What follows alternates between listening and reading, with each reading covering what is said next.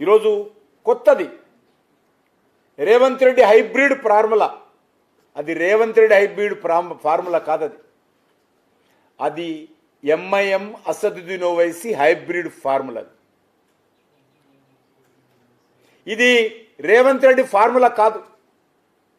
ఈ hybrid formula పేరుతో ఈరోజు ముఖ్యమంత్రి ఏదైతే చెప్పినాడో ఆ ఫార్ములా తయారు చేసింది, ఆ ఫార్ములా కాంగ్రెస్ పార్టీకి చెప్పింది అసదుద్దీన్ ఓవైసీ అని మనం చేస్తా ఉన్నాను. ఆ ఫార్ములా నిన్నటి రోజు పార్లమెంటులో అసదుద్దీన్ ఓవైసీ మాట్లాడుతూ Revanth Reddy formula best formula, ఈ ఫార్ములా అమలు చేయాలని చెప్పి తన ఫార్ములాను ముఖ్యమంత్రి నోటి నుంచి చెప్పించి ఆ ఫార్ములా ఈరోజు అమలు చేయాలని పార్లమెంటులో అసదుద్దీన్ ఓవైసీ డిమాండ్ చేస్తా ఉన్నాడు. దీని భర్త అర్థం చేసుకోవచ్చు ఈ ఫార్ములా ఎవరిదనేది. ఇది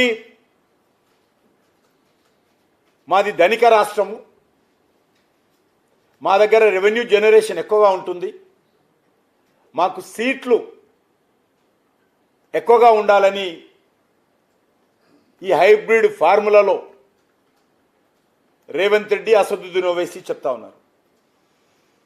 అంటే నేను ఒకటే మొన్న కూడా ప్రశ్నిస్తున్నాను, ఈరోజు హైదరాబాద్ నగరంలో 70% రెవెన్యూ తెలంగాణ రాష్ట్రానికి హైదరాబాద్ రంగారెడ్డి జిల్లాల నుంచి వస్తుంది.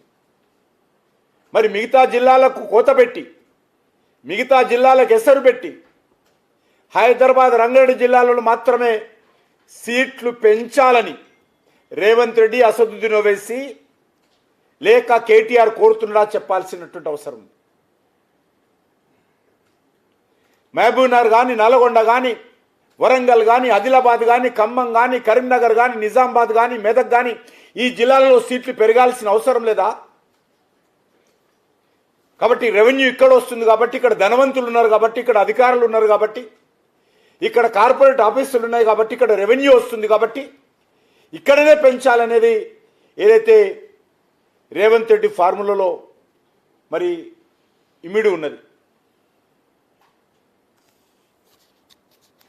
అంతేకాదు మేము ధనవంతులము, మేము ఎక్కువ పన్ను కడుతున్నాము, మాకు ఓటింగ్ రైట్ ఎక్కువ ఉండాలా, మాకు రిజర్వేషన్ ఉండాలా అని రేపు ఎవరైనా మరి భూస్వాములు ఉంటే భూస్వాములు, కార్పొరేట్ అధినేతలు ఉంటే కార్పొరేట్ అధినేతలు రేపు డిమాండ్ చేయవచ్చా, మాకు రిజర్వేషన్స్ కావాలని అడగవచ్చా?